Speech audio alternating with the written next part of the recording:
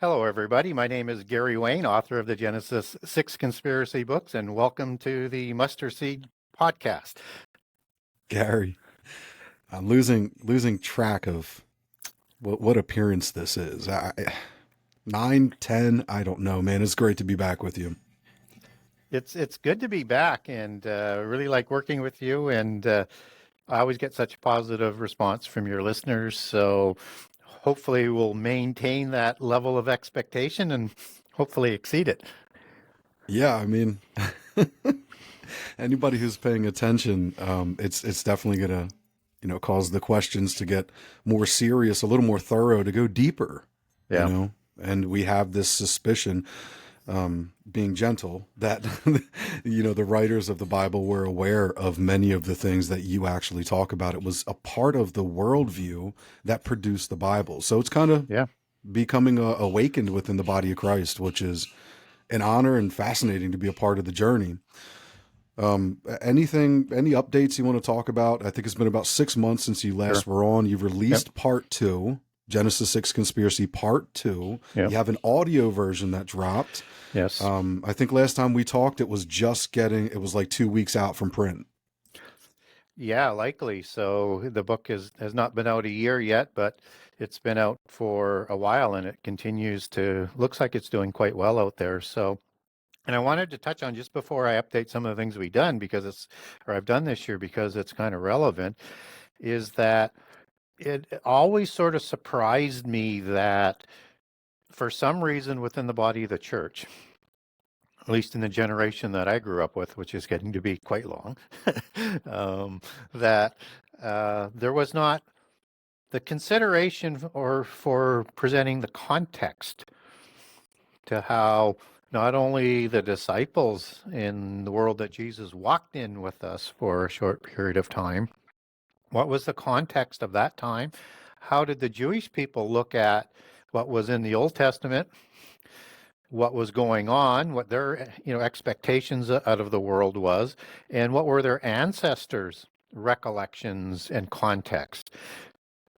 And I always thought that it was odd we wouldn't get into the shoes of the people who wrote down the things for God and the Word of God to pass on to us so that we would have a better understanding. So when Jesus went to Mount Hermon and changed Peter's name and decided he was going to start to build his church, and why he chose to make that announcement at Mount Hermon, there's no context provided for us as to what's really going on there. And so it's important to understand that. And that's what, I try and do is get people to dig deeper into the Bible and have a better understanding of that. And so, yes, that was the inspiration for book two. And I said I wouldn't do a sequel because I didn't want it to be redundant. It's an eight book one's an 800-page book. And so are you just sort of talking about more of the same, or is there relevant information that you could Yeah. bring to the table? So I actually had started another book too. It will be book three. And I was kind of struggling with the book, and writing book two actually showed me how to write it. So Hmm. we'll be doing book three as I get some more time available.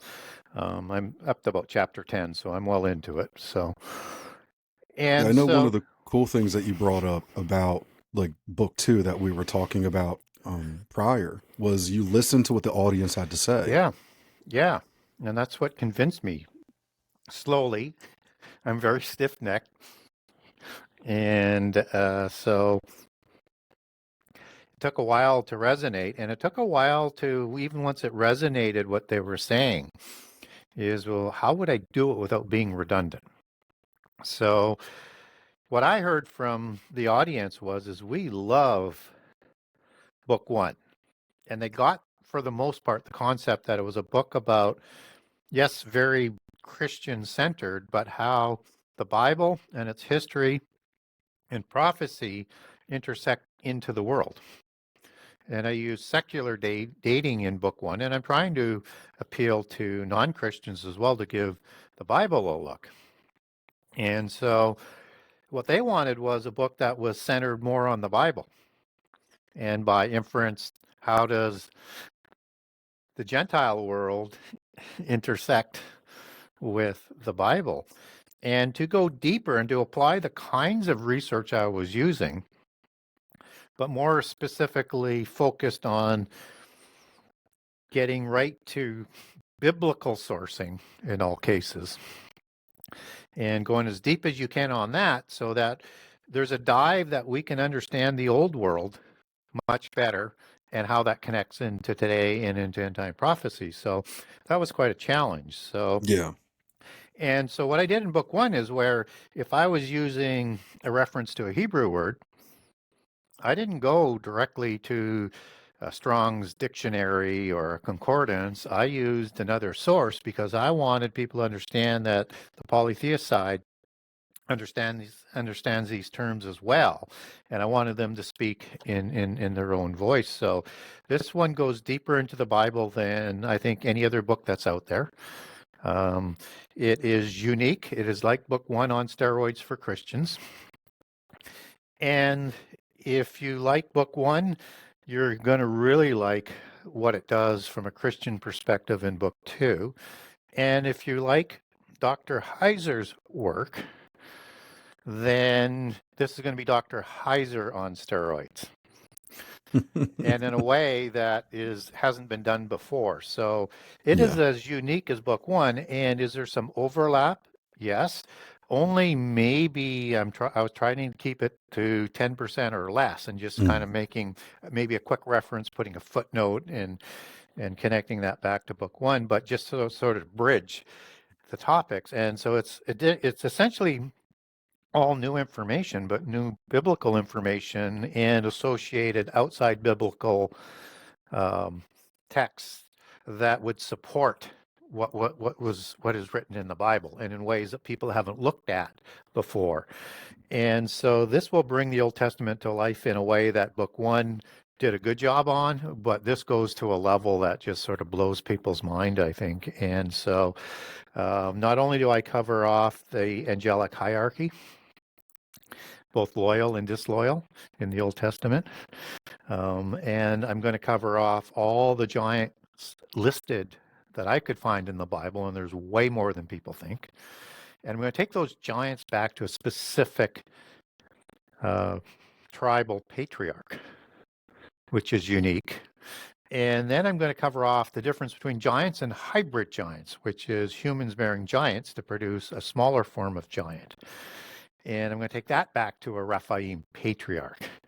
And then in that process, Interesting. explain why we have 9 patriarchless tribes in the Canaanite listings in the 70 nations, and why you have this odd Genesis 36 accounting of genealogies outside the table of nations, and start to make some sense of all of that. Not that I don't cover that in a certain way in book 2, but not in a way for Christians to say, the Bible is written in such a perfect way.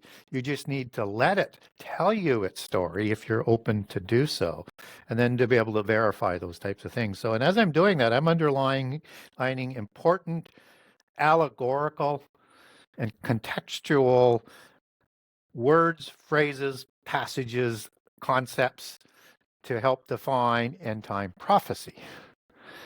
Because there's a premise that we need to sort of do, not only be Berean in our process in all things that we do, but also if we want to understand prophecy, we have to understand prehistory. So we get this reference for the days of Noah, which is going to be chapter 1 in book 1, or in book 2, I mean, and in a way that has not been done before because of all the misinformation that people use to try and dismiss that phrase in the 3 accountings in Luke, Mark, and Matthew. But I'm also going to sort of underline this phrase in Ecclesiastics 1, that nothing is new under the sun, and what was will be again. And there's, as you get into verse 17 and 18 on that, it says the understanding of this wisdom only brings grief and sorrow. It should really make our hair stand up on end that if we want to know what the end time is going to be, it's going to be like the days of Noah. So anyways, I went down a bit of a Exactly. rabbit hole there. So anyways, it's totally unique. And then I'm going to Mm, lay down a chronology for book end time chronology, and I'll show you what I use for my disciplines in my approach in the preface. I'll hmm highlight key things, and then I'll use all of that and lay down an end time chronology in the last two sections for people. So it's totally mm. unique book. So that released in March, the printed copy. Then we started immediately working on an audio version for book two that released in September.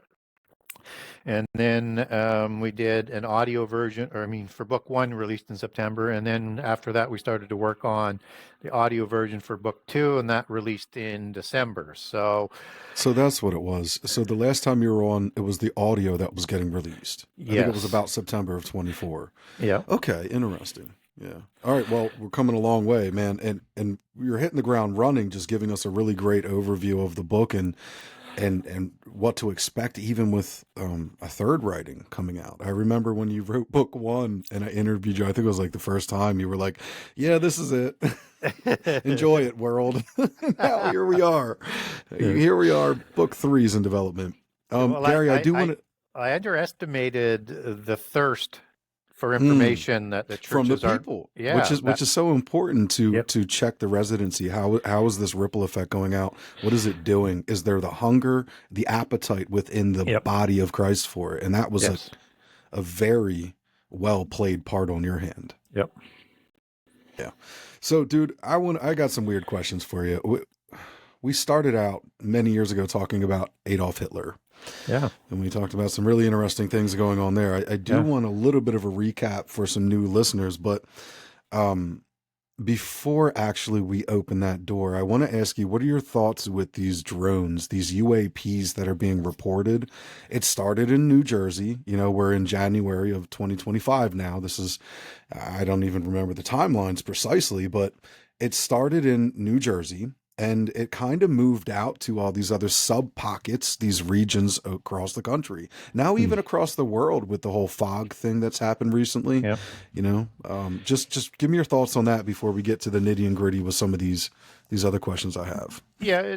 For my thoughts, it's rather bizarre that you would permit these things to stay up in the sky and over military bases, and that you've got four or five departments that have the authority to take them down, and they have supposedly the means to bring them down if they're just drones, UAPs of even if they're a little bit more advanced. So unless they're so far advanced they can't bring them down, it doesn't make sense to let that go on. Although you could look at the incompetence of the last administration in all sort of aspects and say, but you have states involved, you have you have too many things involved to sort of let this go on. So my sort of thought on it is that this is like a series of things that's preparation. And so either the government is wanting this to go on or they can't take it down. But all of it is preparation. And as we get releases from the Congress on the new buzzword UAPs versus UFOs, they're shaping the conversation kind of with that. And they're shaping it with the stingy information that they provide, that they recognize they don't know where these are, but they don't want to go anywhere else with that conversation. There's just these mysterious things you don't have to worry about. We can't quite figure them out, but they couldn't really be dangerous, could they? Like, how Hmm. stupid do they think we are? Well, they think Exactly. we're incredibly stupid, and they have a long record and resume to back up that statement. And that's just because we've allowed them to lie to us continually. And I think that is wearing thinner as we go. And hopefully, more and more people are waking up to ask good critical questions that you have been brainwashed and prepared not to. You're prepared to accept the explanations even when they do not make any sense. And that's part of it. And everybody says, well, you go to university to get critical thinking. Maybe it used to be that way at some point in time, but it's not that way anymore. You're there to lose your critical thinking. And so they want a world that just accepts the nonsense that they're providing for us, in my opinion, and that will make things easier for the next steps. So, I mean, it triggers for me like the veil. I Yeah. have this idea of the veil thinning. I look at biblically kind of some of the ideas that are given theologically, New Testament, Old Yep. Testament, the Hebrew scriptures, talking about the tabernacle. We have Yep. Moses veiling his face from spending time with the Lord. But then the veil that is, this kind of physical, in a way, physical and this quantum barrier that Yes. separates some of the they Yep. operations of Yes. behind the scenes entities from, the hard, tangible, physical realm that we're all very familiar with on this side. And there's some weird stuff going on there. So I really like what you said about the overview with the drone stuff. I do think that this generation is a bit different. I think, man, I think there's a lot written prophetically about this generation, Gary, that a lot of people would miss just from maybe being in the Bible Belt, not having, such an in-depth hunger to understand what's going on end times and prophetically in the Old Testament, especially. But, let me get into this. You ready?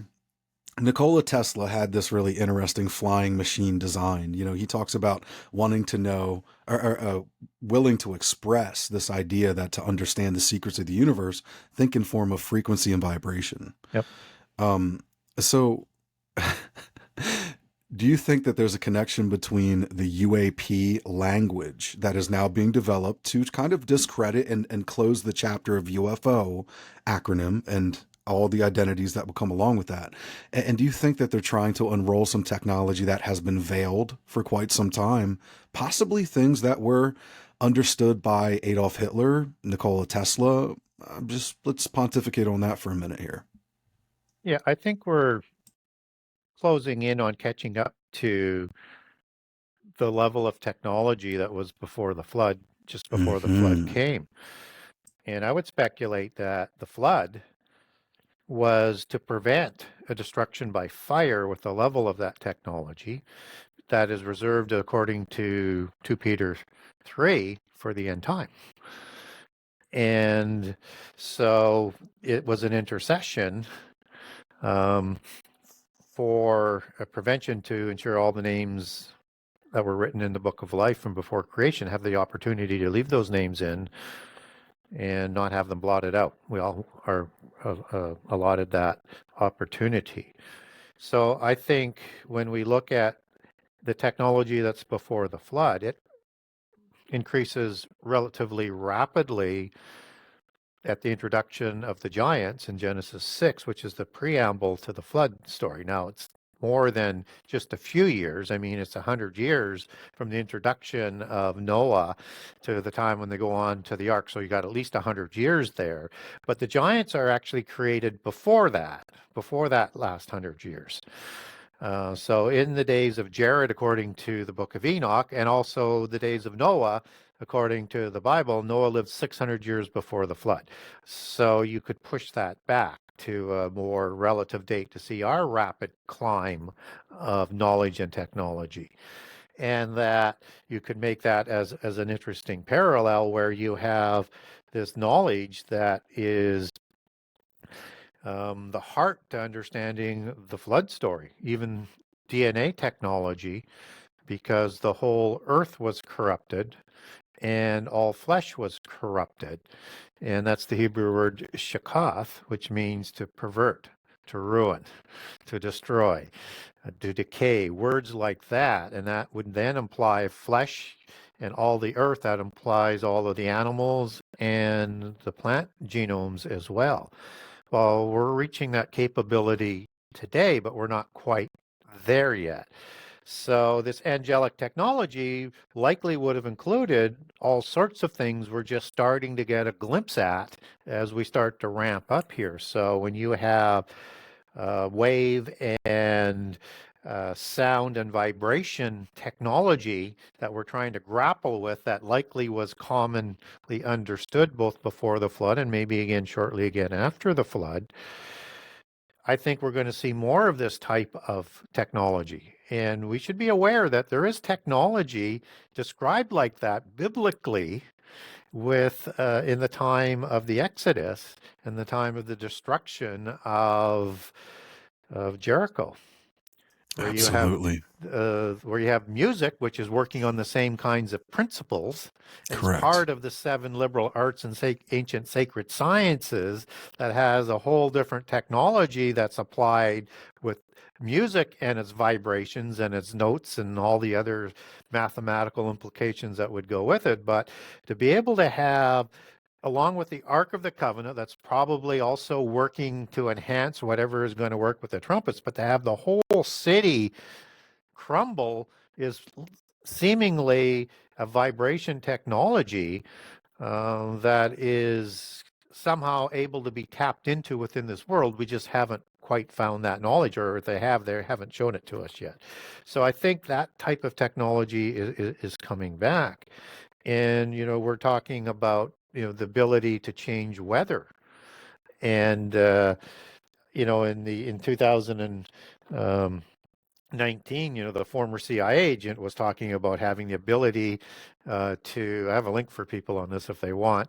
Um, I can't post it on social media out of Canada because Facebook takes it down because it's like news, it's off a news station. But Brennan is giving this speech that they have this ability with the technology to change weather patterns in any place that they want to do it. And it's quite controversial because of the nations that we would use it on and what the reaction might be to that technology. And yet, Well, and so I take it at face value that they have that technology. I mean, because it was but Gary, said publicly. let me jump in here real quick because I broadcasted on this and we talked about these weather modification patents and abilities. But one of the things me and you have dived into over the years is the elementals. I've Yeah, done some broadcasts with Dan Duvall and with you, and that's not widely covered or understood. Actually, it's not compartmentalized well among the people. yeah, Right? That means the people that are actually learning about this. So all of this stuff is elemental. Let's just be honest. God works through many elementals. The spirits, um, the angels are operating through elemental. Weather patents. Do you think that they're? I mean, honestly, they would have had to have figured out, Gary, how to communicate and almost order elemental entities to have a weather, because a lot of the times we're too modern, like we think there's some sacred secular divide between like technology and a computer processing chip versus the earth, but it's made from the Ethrets. yeah, NASA Dave, good friend of mine, 12 years tenure at NASA, did all these amazing things there. He was a poster child.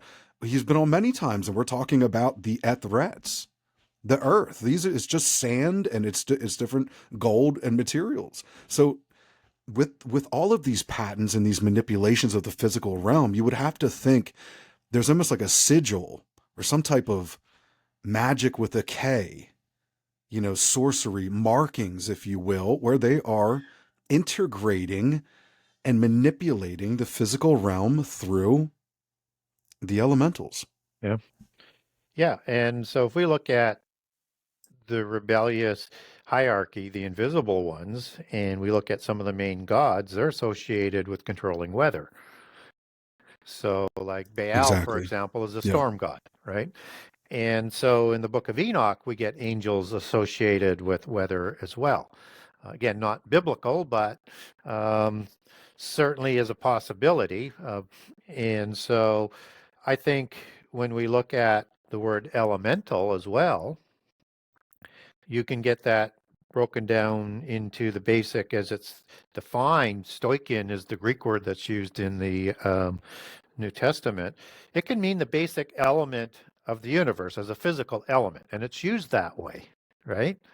Almost But like plasma, almost like uh, we would consider plasma, would you say? yeah, Or whatever the principal lowest Mhm. common denominator of the physical element is, then that's what it's defining itself as. But it's also described in the book of Galatians and in Colossians to entities that enslave us in this world. So when we look at that translation as elemental in Galatians, it is, we have to sort of take a step back and say, well, this cannot be that basic element because their inanimate objects can't enslave us. right? But they can be used to enslave us, but it's these elementals that are enslaving us, and they're called rudiments in Colossians. It's the same word, stoichian. And this is all being talked in relationship in both passages with principles, authorities, and fallen angels, right? So there's a relationship here as part of the hierarchy that is trying to enslave us. And it's also partially where subtitle of book one comes from, how secret societies and the descendants of giants plan to enslave humankind. So there was a sort of a deeper sort of play on that one if people wanted to try and get there. And so elementals are these beings that fit in the visible hierarchy. It doesn't mean that there can't be some of the demonic spirits as well if they've lost their oikateria, their soul and their body, as a disembodied giant was, but they're at the bottom of the visible hierarchy in the occult. And so they are a physical being that were created, and they're lower than the giants in their understanding in the hierarchy, and that they were created to do specific things within the hierarchy. And so, for example, you might have the dwarves that are the ugly elementals. They were created to create the weapons for the demigods and work on certain technologies and things for the gods. And so in the Lord of the Rings, where you see these dwarves as part of that hierarchical structure, they're working in mountains creating these weapons, right? So there are four groups of elementals in the occult, and they're associated with the basic elements of the world, which they would put as, fire, earth, wind, I think, and water is the other one. Hmm. Yeah. And so there are three groups of elementals that are little ones, and then there's a fourth one that is reptilian and larger than humans, and they're called salamanders. Yep. And in the occult, they're the ones that live in the earth or in another dimension, but they're distinct again from the giants and not as high as the giants. So there's one group, and I document this group in book one, that there's a group that comes through portals, another doctrine of the occult, just as Baal would go back and forth between his kingdom every day through the gateway or the cave to Hades at the foot of Mount Hermon, where the Council of the Gods was located and the Baalim Council was located. And that these are portals that are understood around the world as dolmens, Dolmen, sometimes called fairy dolmens, and they're kind of like a mini Stonehenge thing. You have two stone pillars and then a cross piece on it. So when you look at Stonehenge, that's got like at least a dozen or more portals in it, maybe more. I haven't counted how many of those are in there. And as an interdimensional, and all part of the wheel sort of worship concept of the giants and the elementals. So Well, and Gary. so just let me sort of finish on this Okay. one point. I'll finish it quickly. I know I got down a rabbit hole there. And so there's one group that flies these UAPs or UFOs through these fairy dolmens, who are in charge of genealogies and technology of the giants and the visible ones that report to the invisible ones. And these are called gnomes. And these individuals come through and they kidnap people and they do sexual experimentations on them and they come back with no memory.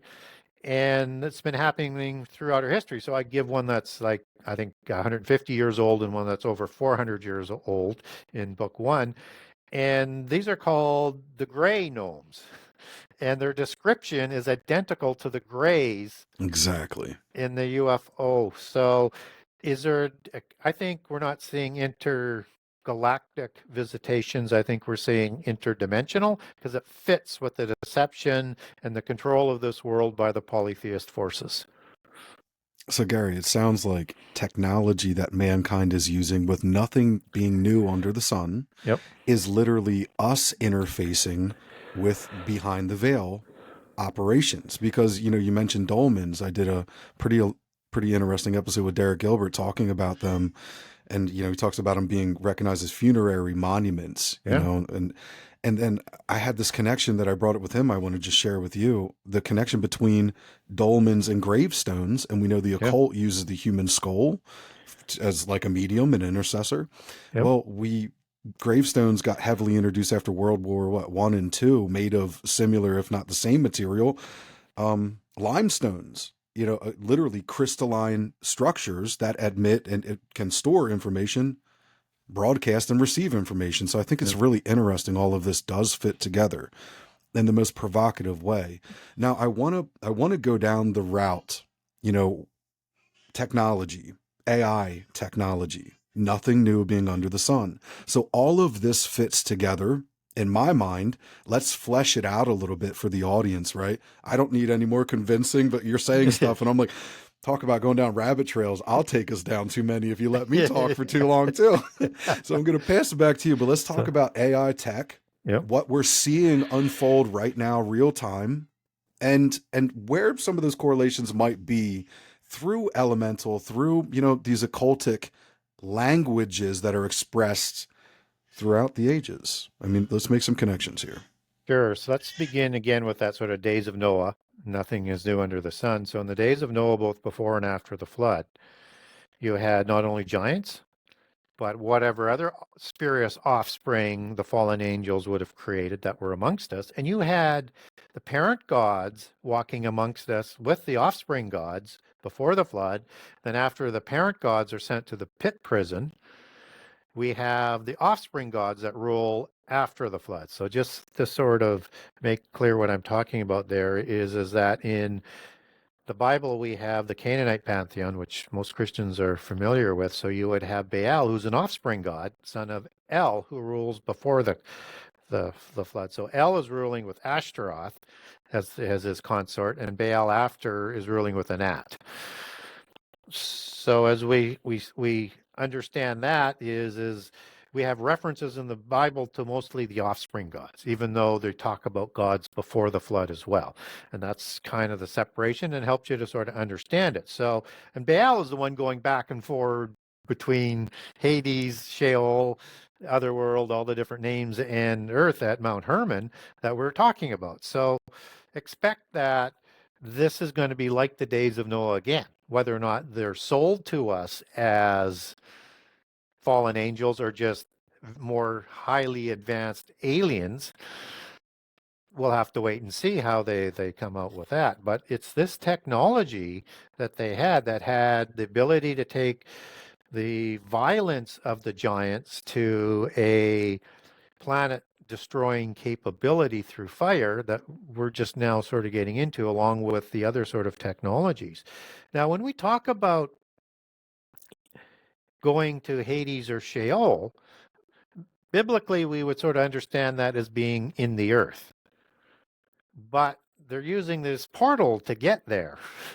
So it is more suggesting that it's in the earth, but in another dimension on a Yeah. different wavelength, which again goes back to that sort of now we're into Yeah. quantum technology that has the Exactly. ability to go interdimensional. And that's where things start to get very, very sort of interesting that all the technology now that's being developed needs to be a digital technology and converted to the basic elements of the world and to be able to work with that in any dimension to make whatever alterations and or building blocks going forward. And this quantum technology is a technology that has to have very advanced AI to be effective because sort of in a very simple term for people to understand is going interdimensionally with quantum computing is like shooting a rifle.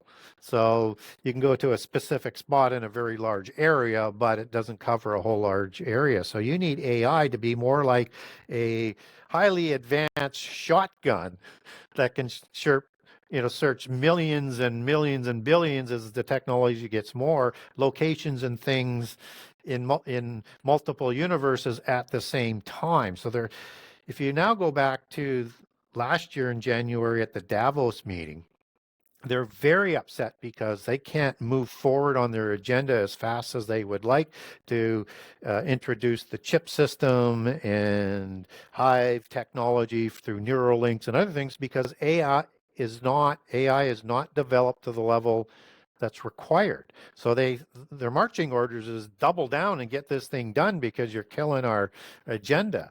And so AI is merging with quantum. AI and quantum is merging with cryptocurrency.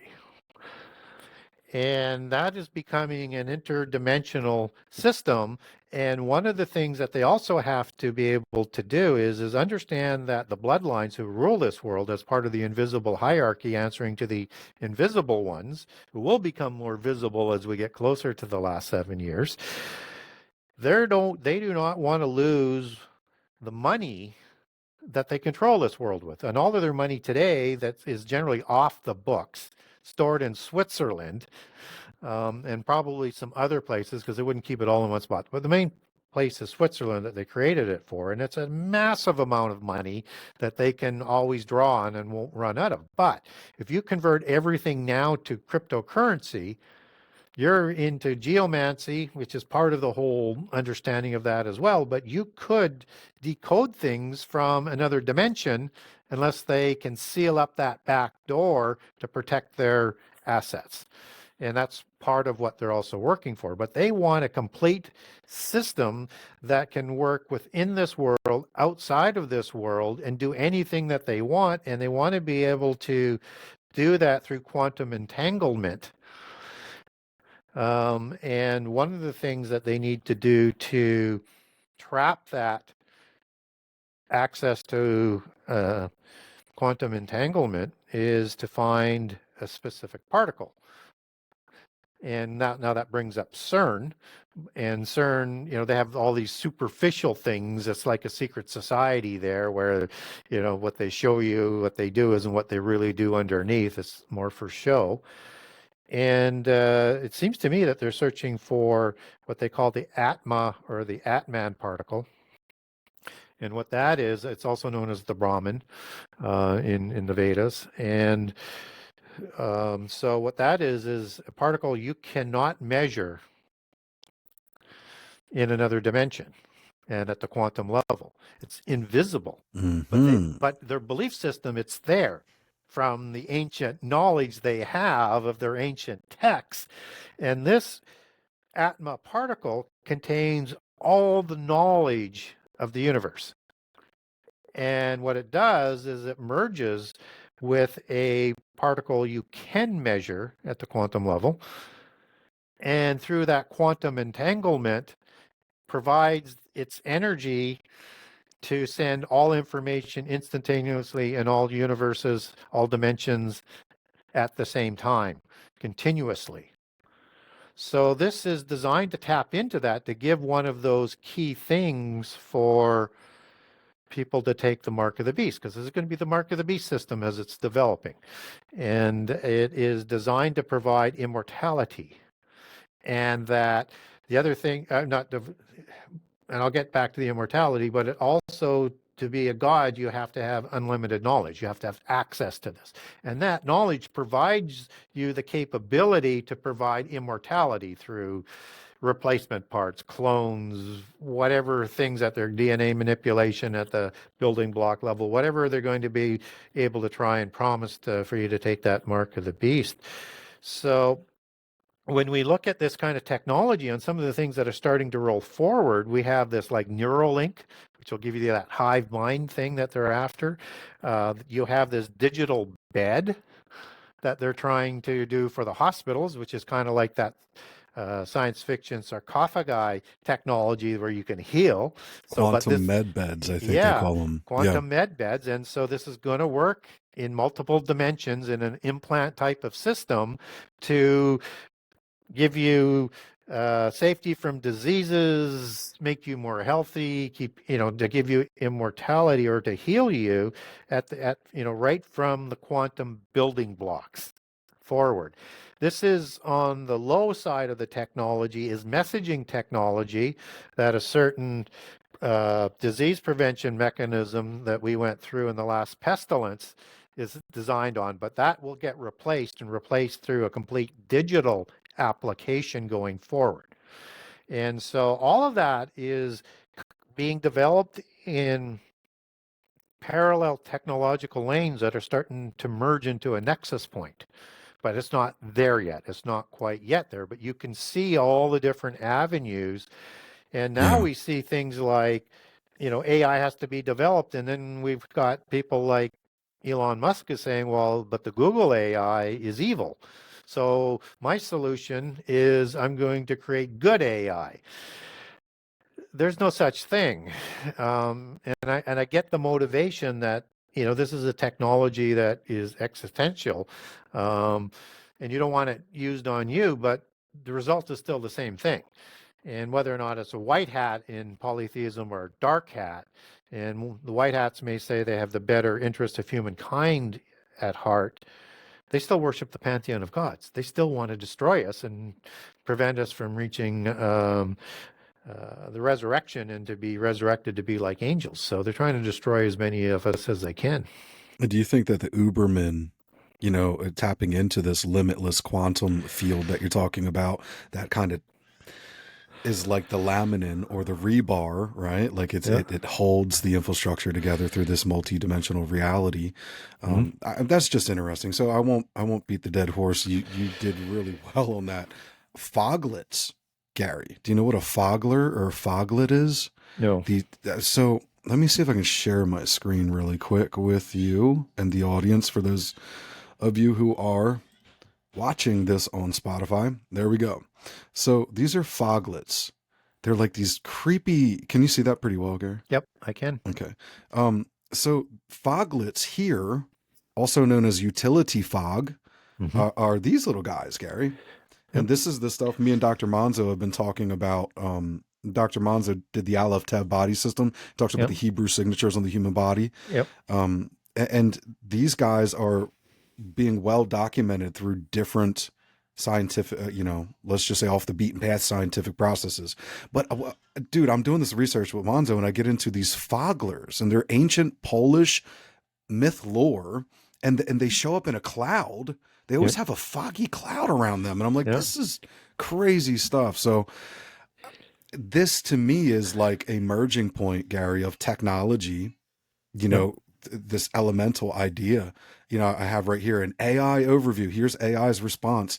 The concept of elementals, there's often a connection drawn between spirits representing the raw force of nature and technology, which Yep. is seen as a way to harness and manipulate those forces. Yes. So it's right here in front of our face. Now, do you think that the powers that be, the white hats and black hats, are as aware and operating in real time to keep, manipulate humans and the information or to keep us from, getting to the resurrection, as you had just mentioned a couple minutes Yeah. ago? Or do you think that they're even catching up with, what's going on here? I have a problem understanding how good the actors would be if this is true. I feel that there's some goodness left in humanity, but I don't know how many I can say that for. Yeah. Well, I think that the bloodlines and the people who are running things today, their genes have been and bloodlines have been diluted. The knowledge, a lot of it was lost that they've been attempting to recover it ever since.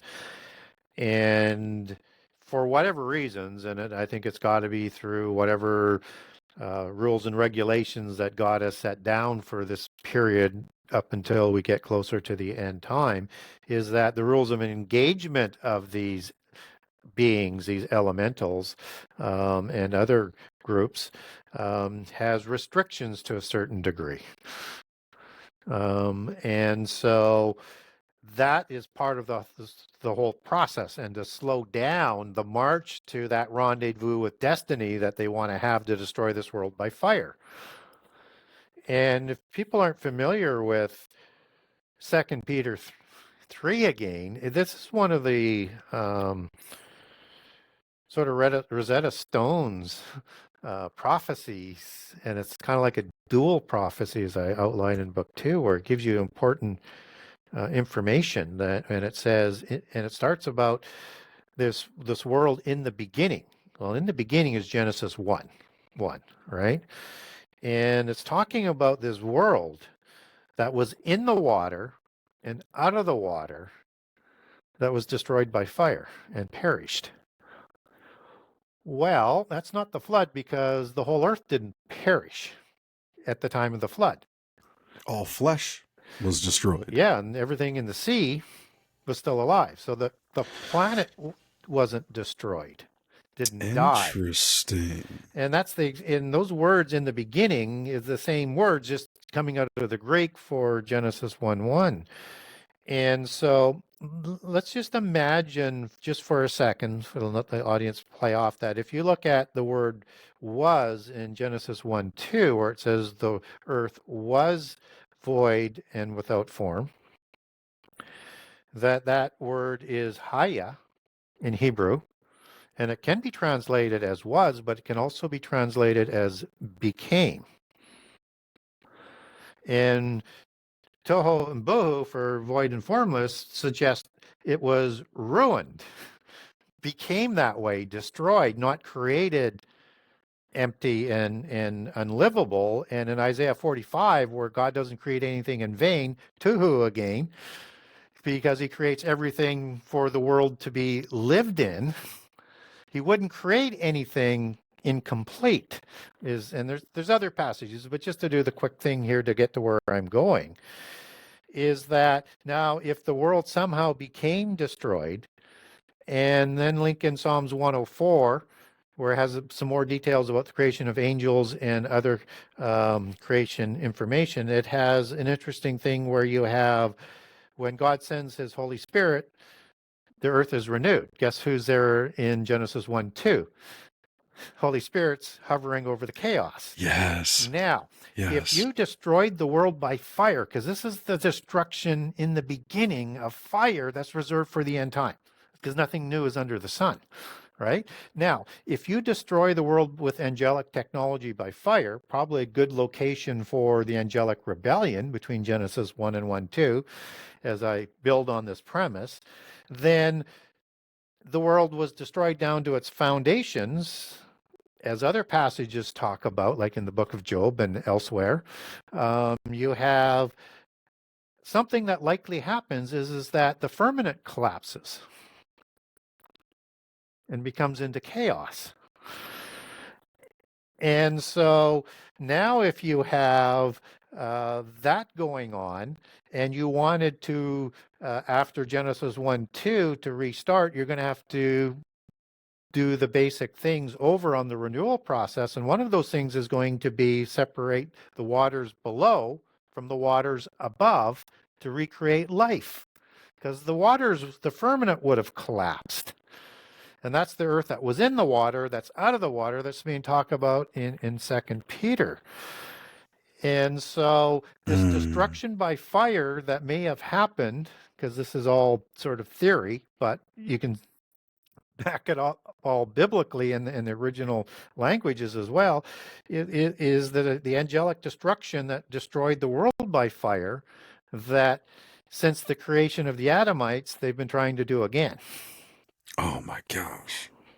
Dude, Gary, this is wild. I have so many things going through my head. The memoir region, Dr. Monza's research shows on the chest there, this is said to be, pretty relevant, even though we don't have too many well-documented cases on the human abductions and survivors. But when they do, this region gets removed right above the nipple on the chest.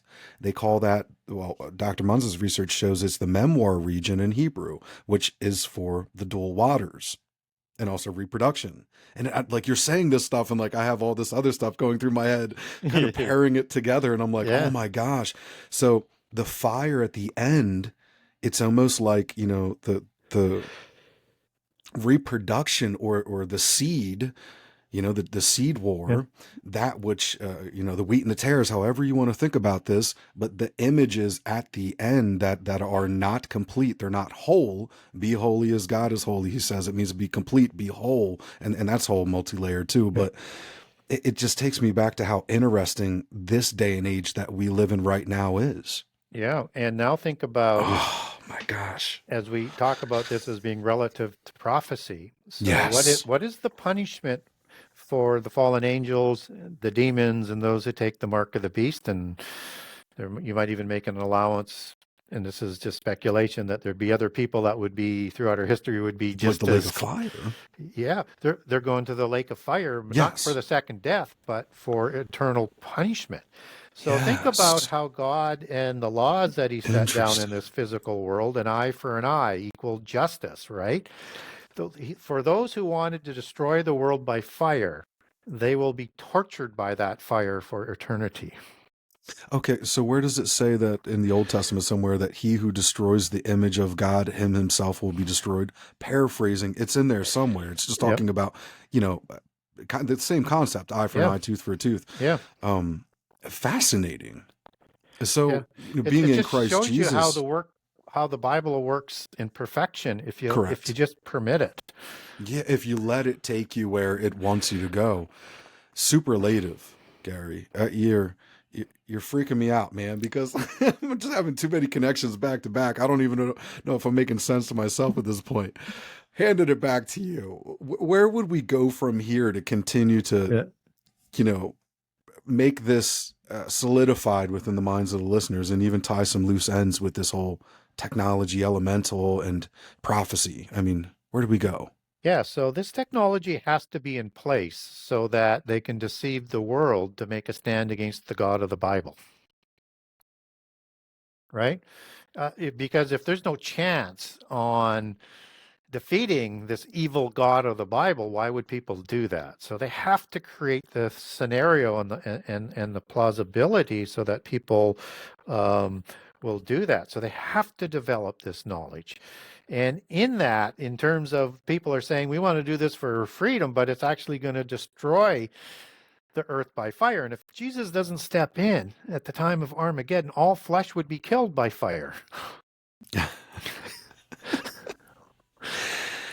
Ay, um, the twinkling of an eye, we will be transfigured in the Yeah, twinkling of an eye, and we will see him as he is at his coming. yeah. Where does that fit in? Is that twinkling of the eye process, whatever's taking place there? Because Yeah. if I remember correctly, it's like the quickest measurement of time that's conceivable, the Hmm. flash of Yeah. light, um, Instantaneously, essentially. instantaneous. Do you think that that process is actually, well, I guess you could say it redoes the DNA. It brings us into that completion in Christ Jesus that keeps the destruction from fire from happening. I mean, I don't know if that even makes sense. Yeah, I'm not What sure do I about do with that? the last part about the Okay. destruction by fire. I mean, um, what you're referring to is a rapture passage Mm, yeah, the where our harpazo bodies or the are snatching away. harpazo, yeah, harpazo in Yeah. Greek. And so, and in a twinkling of an eye, our bodies are going to be transformed into heaven, those are still alive, right? And it's a Mm-hmm. mystery. It is. So, but what we can do to understand that is that if we look at the crucifixion of Jesus, and he resurrects in his body and then ascends back to heaven in his body, he has created something new in the world when he does that. Because humans, when you go back to heaven in a spirit form when you die until the time of your resurrection. And I know there's three exceptions with Enoch and possibly the disciple Jesus loved in Elijah. And maybe they were transformed in a similar kind of way to be in heaven, but the two witnesses, if they're part of it, they're going to suffer the first death. So that doesn't kind of make any sense. But with those as an exception in terms of not getting down the rabbit hole on this, if we now look at the body that Jesus is coming back in again, in that same physical body that can go interdimensionally, which can't be done today because we know angels can't do this. They have to create their own oiketerion. They go from spirit form and into a physical form. So when we're resurrected, we're going to have new bodies. and their bodies like Jesus. It is something new, and that's what we'll be transformed into so that we can do it. And then people who are resurrected into those new bodies as well, whichever resurrection for eternity that you're part of. If you're for the judgment, you may not have that eternal body given to you. You might be going to the second death, but Yeah. that's for Oh, God to decide, jeez. not me. So yeah, I think in Hmm. that twinkling of the eye, I mean, it's just so utterly out of the norms of physical understanding that we have. It's mind-boggling, but we should not be surprised at something that spectacular, because when God provides a sign, it's something that's out of the laws of the physical universe. Whereas things that are used by polytheists, they're either contrived, they're fake, or they're using things that fall within the Yeah. parameters of the laws of the universe. So when God, for example, creates 3 days of darkness in the days of the Exodus, that's outside the laws of the physical universe. Can't be duplicated. When God creates a star to hover over Bethlehem, that's outside the laws of the universe. They cannot, no matter what they do, recreate that. When God causes the sun to stand still, however he does that, it physically does, stays sunlight. That's outside the laws of out of the universe. What God does Hmm.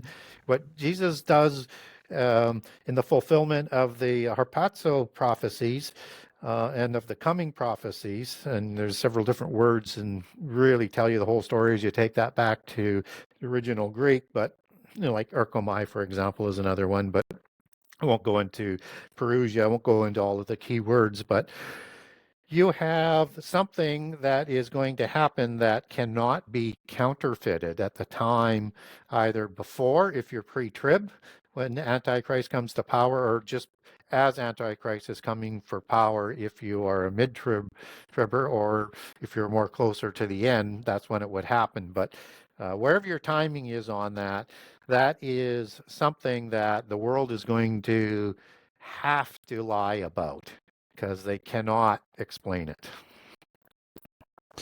My gosh, Gary. The entire creation groans for the restoration. Yeah. It reminds me of the passage that says that the earth is moaning and groaning for the identity of the sons of God.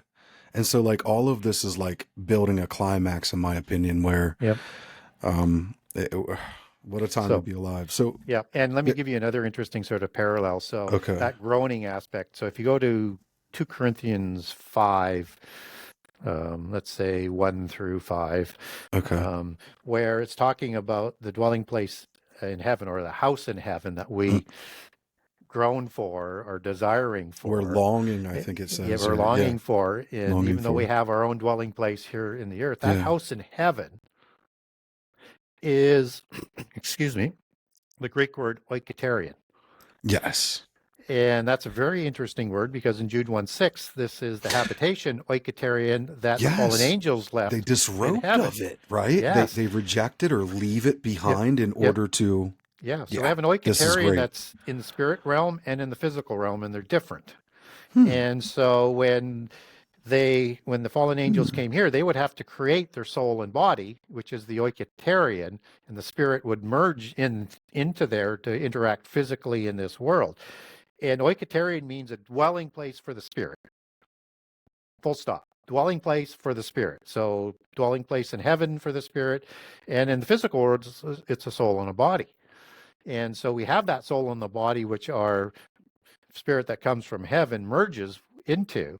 And now, but we're groaning for the one in heaven that's being reserved for us. This is telling us what Jesus had created for him was an oiketerion within Mary by the Holy Spirit, because the word becomes flesh, spirit, and it's not done through sex. It's done through outside the capabilities of the universe again, cannot be duplicated. Exactly. And we're going to have that same kind of oiketerion in heaven. But now that can go back and forth between dimensions. So I mean, it kind of reminds me of quantum entanglement, what you're talking about there a little bit. You know, the physical to the spiritual. It like has kind of some jargon or technology Yeah. overtones like that. I'm not trying to It is above say, it is above the angelic understanding and capability in quantum yeah, okay. science. I like that. I like that. Okay, so another thing you mentioned, I want to ask you about this. Is this why the enemy, the accuser, you know, the dragon, whatever you want to call it, do you think he's trying to really cause confusion about the cosmos, the heavens, because God says he's restoring or going to restore all things in the heavens and on the earth? Do you think Yep. that's why there's so much perversion and just Yep. misinformation that goes around? Yeah, it is. It's all to muddy the picture up. And but at the end of the day, what Satan cannot do is offer eternity to people outside the physical world.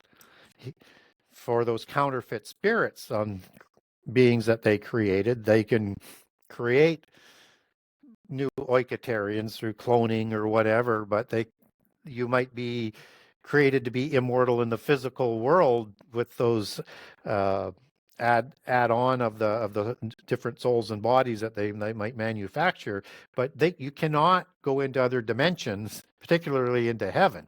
And so it's limited, and that's the only thing that they can offer. And so when they offer godhood in the end time with the mark of the beast, it's within the physical world. All right. So, what do you think is any of Hitler's plans from that time past? Do you think any of the technology or the information he was getting from these higher races, right? I forget Mm-hmm. the name exactly for him. Do you think they were informing Hitler and his men of these exact ideas that we're kind of talking about now? Do you think that was the driving force for some of the technology and maybe even the confidence that they had Mm-hmm. to put the world on edge? Yeah, I mean, it was part of their Ariosophy religion and the secret societies that were sponsoring all of these groups and the bloodlines. And so when you look at, all of these organizations, I won't go through the all the different ones, but you have the one that's going to be adopting Hitler into, which is the Thule Society, or Tula, as it's also pronounced, probably more accurately. In the Norse mythology, that's like an antediluvian Atlantis, right?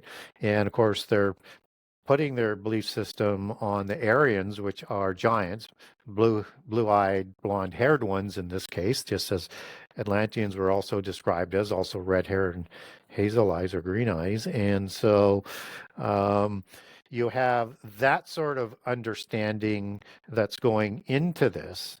And that this knowledge that they say that they're getting through this Ariosophy religion, which is an extension out of theosophy, polytheist religion of the secret societies, they are being helped, I think, in my understanding, and that they are receiving knowledge, and that this accounting is not permitted to be used during the trials because they didn't want to open the door for an insanity plea to get them off the hook on. So they kept that out.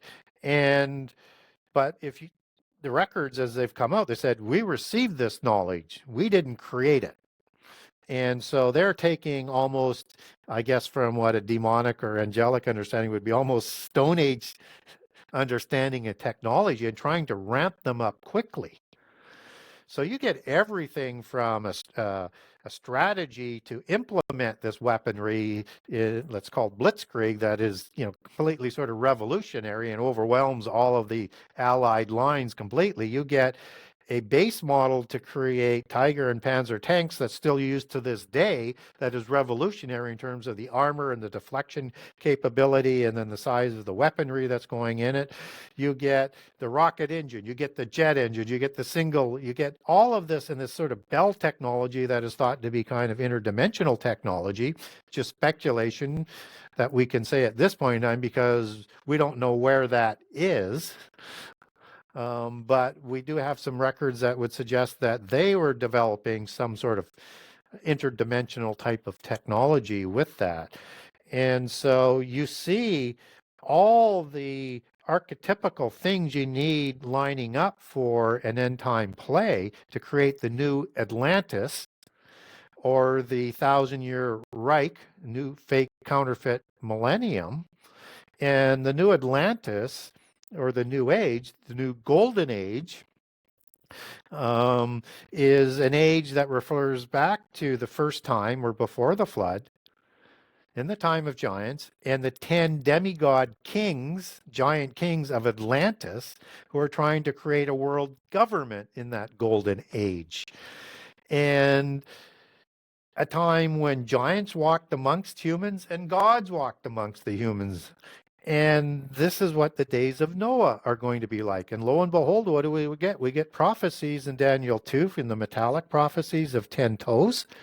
We get Daniel 7 with the 10 horns and the 10 kings. We get Revelation 12, 13, and 17 with those 10 kings for the end time empire.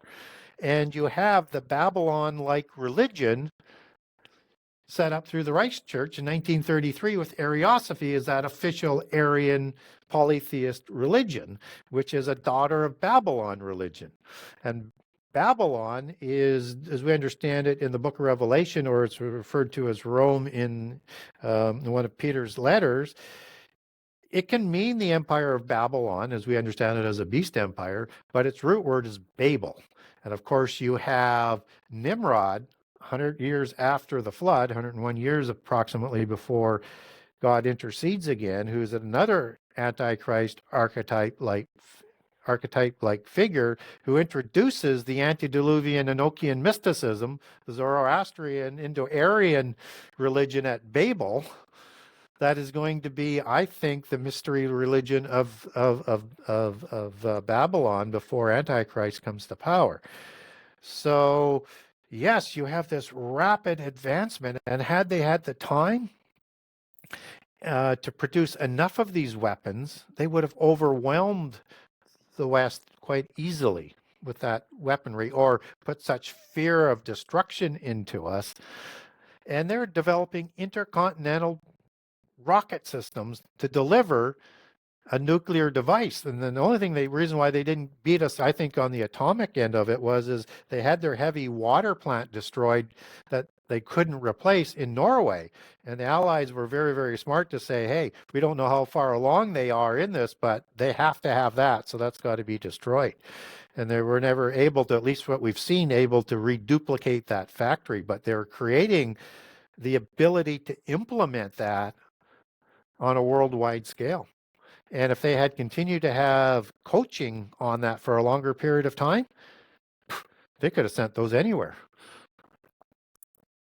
No, one thing that I'm thinking about, we talked about Hitler and their whole entire operation at one point was deterred or unable to testify because they would have been able to deem insanity and pretty much Yep. get off the hook.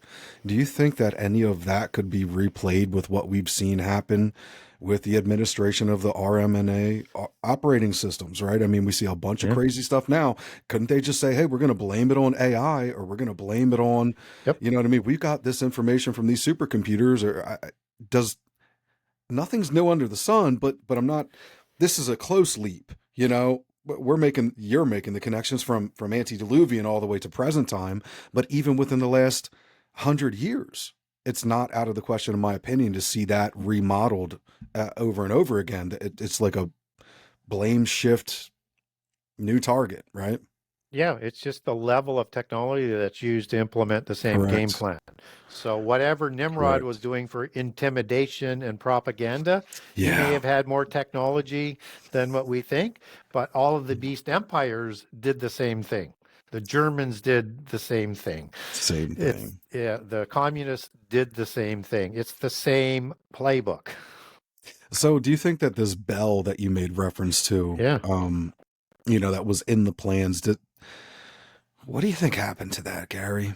Where do you think it went? Just Well, your thoughts. What musing questions with Gary? What do you think happened?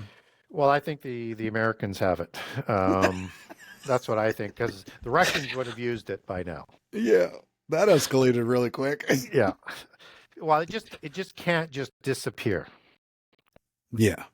Yeah. without at least saying, okay, we found parts and it was ruined. And there's nothing to suggest that that's the case. So unless it Mm. was already fully functional and it went to another dimension to be protected, but Interesting. but again, we're speculating on speculating. So Yeah. it's difficult to know. But Yeah. do I think that all of the knowledge to create that was lost? No. In Operation Paperclip, they gobbled up everything they could. And Exactly. we've seen the lower level applications of some of that technology through the space program and the rockets and other things and the development of the jet engines and things like that. But we haven't seen all of it. Now, do I think that uh, they've, if they had that they would be utilizing it? Sure, I think so. And why wouldn't they? Um, it's what the military does. I'm not saying it's right or wrong. I'm just saying if they could see a military advantage to doing it, they would utilize that. And then you wonder about all of these things. And again, this is just like urban legend, but were the Americans in World War II already working on that? I mean, you have the Philadelphia experiment, for example, right? So you wonder whether or not they had some understanding of that as well. And so if they gobbled it up, it went and made more of a seamless connection beyond that. And then if you look at again, building upon the premise again of the introduction of the alien mythos starting really in about 1947, shortly after the war, and all of the so-called governments in the US and other probably governments around the world starting to work with these ones, where they are already utilizing this interdimensional technology to communicate or whatever else with them. A lot of what ifs there, A and we lot of don't what have ifs. the answers, but Well, very interesting though. I mean, some of the what ifs may not be too far off, but that's just my way of kind of agreeing with you. yeah, I Interesting. So the Space Force that was created when I think last time Trump was in, right? Or at yeah. least it was announced at that point in time. Why do you think that let me reframe that a little bit. With the Space Force that was introduced, the imagery, it's literally a flying saucer. Yeah, It's right there for people to see. Now, yeah, the memes go around, and I'm not trying to say that memes are the best way to convey this, but let's just be honest. It's effective. It seems like where they're saying stop the fluoridization. Talking about fluoride calcifying the yeah. pineal gland and all this stuff. Do you literally think, Gary, that we are walking among the blind, the deaf, and the dumb in this generation as well? Like as in, there's people that have the seal of God on them that we're finding each other, we're waking up. But what do you do with like the general consensus of just everybody with their head in the sand? I mean, how do we make sense of it? It's too much like the movie The Matrix, in my opinion. It It's is. like it's a It is. program. It's like, is this even a real person? Is this Yeah, even, is this just a hologram that has some condensed yeah, plasmic material that yeah, when I put my hand on it, it feels like someone's shoulder? Dude, I've had the weirdest thoughts, but yeah. here again, I'm 6 years into the weirdest conversations that you can possibly have in the fringe Christian space. So I've thought about all this. I just have to say it. Well, yeah, I mean, the allegory that's being played out in The Matrix is amazing. Very good writing and very good thought process. Evil, but nonetheless, um, very thought-provoking. And I'm trying to remember the name of the one who betrays everybody um, in movie one, and it's got a He's name that eating the steak, and he's like, I know yeah, it's not and real. his name is something to do with codes and stuff. I just can't Is quite it get the Cyrus or no. I want to say it starts with an S. Anyway, Yeah. I'll Cipher. Google it. Was it Cipher. Cipher? Yeah, I Yeah. think you're right. I'm going to Google Yeah. it just to make sure. Yeah. And so yeah, and he wants to be misled. He doesn't want to deal with it. And even though he probably thought he did, but to deal with it every day, he doesn't want to do that anymore. He just wants to forget about it. And if you now say, okay, let's just roll that into the thought process of the everyday person around here. And when we get off into these very scary aspects, challenging the status quo, they're saying, I don't want to think about that. I don't want to have to live with that. I don't want to think of what it takes to do that. And I get that because all of us have gone through that cognizant dissonance. And for me, it started. I mean, if you think, I thought, prophecy was the big thing, but for me, it was getting over the giants in Genesis 6 and dealing with that. I didn't want to deal with it. Like that just changes everything, right? Yeah. All the ramifications of that. Yeah. But what I found is that we have to give better comfort to people in terms of why you want to understand how the world works. And for me, I like it better because I know I don't have to like it, but I know I'm not afraid of what might be. I already know what is, and I also know they lose. No matter how unimaginable and crazy it might seem, they still lose. So for me, I get solace out of that. And my mission is not to scare the crap out of people, so to speak, but to encourage people to understand and talk about it in ways that they can relate to in day-to-day life and not say, well, I can't go down this rabbit hole or that rabbit hole because you're already partially in as we're talking, and it's not making total nonsense. It's actually maybe striking things you may not be ready to go any further on yet, but it's striking some chords with you that something's not right in this world. And more that's getting to be the case, I think.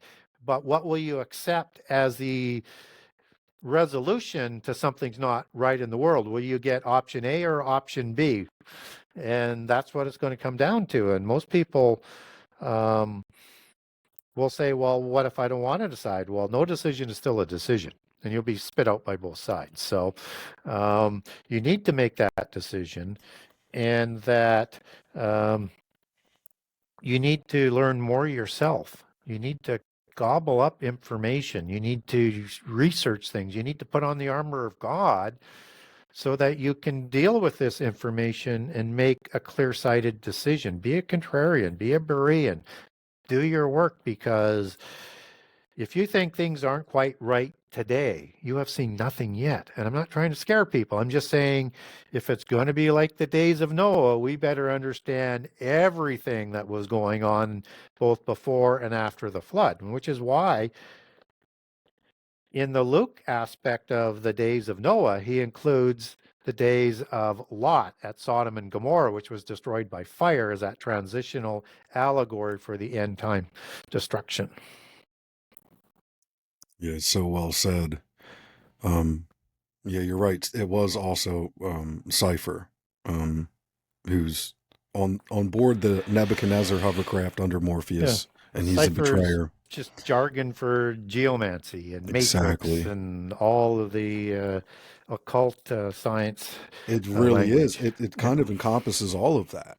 Yeah. Like all of it's so interesting. Yeah. So yeah, and the encouragement is real. And the lukewarm. You kind of ended the last little speak piece there with this idea that both sides will spit you out. I mean, we really do have some decisions to make. And how do you make a good decision if you're lacking the information that's required to know, right? I mean, you can't just hand a young kid, a lighter and send them out into the fields where all the Yeah. hay is. Like, Yeah. I mean, that's what literally the fallen angels did to us. That's the whole Prometheus thing. That's the Yeah. whole, Yeah. steal the fire and share it idea. And I have a lot of I, people that tell me, well, my faith will get me through. I would say if yeah, it may be true, except for as we get closer to, the last, 7 to 15 years or so, and exactly. that even the elect will be deceived in that period. So the utility fog I was mentioning earlier that follows the Yep. foglet lore, that is these little tiny micro nano particulates, Gary, that Yep. are able to communicate and Yep. have electrical grid. This is Yep. hive mind.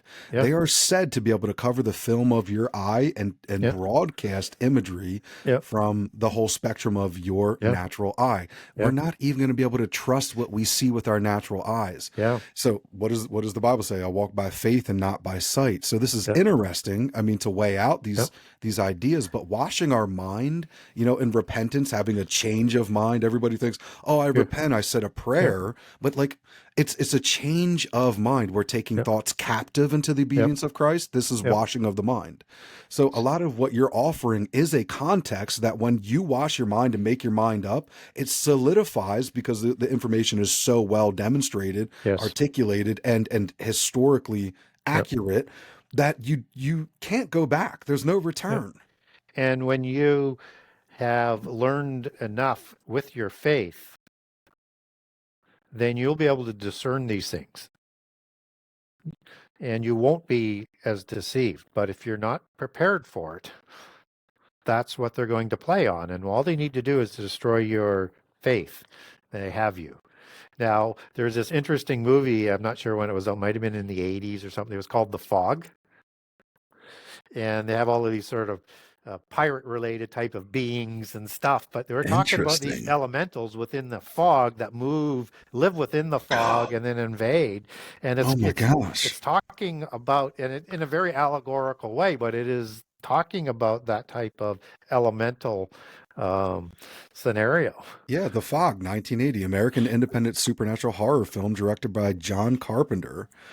Um, yeah, Yeah, and interesting. anybody who thinks Carpenter hasn't had some inside knowledge to create or handed knowledge to create some of his interesting horror movies, you're don't be gullible to that. These Yeah, guys, don't be they're gullible. either part of the occult at a high level or they're being fed the information and sponsored, but it's one of the two.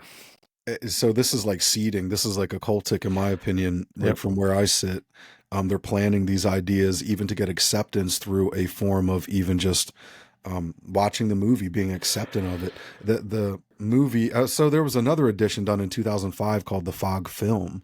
Yep. That's interesting too. So it looks like somebody remade it. Yep. But a strange thing begins to occur in a tiny California coastal town as it Yep. prepares to commemorate its certainty. In these objects spring to life. Yes.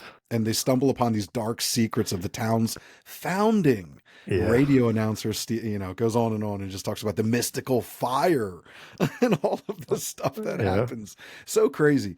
Um, so with the fog, that did you experience any of the fog that was coast to coast reported around New Year's and Christmas time? No, no, it wasn't. Okay. We weren't. We had some additional fog, but not fogged in, right? So, Yeah. but it's typical in the winter on the coast in Vancouver that we're going to have some fogs. So, nothing Yeah. unusual is what I would say.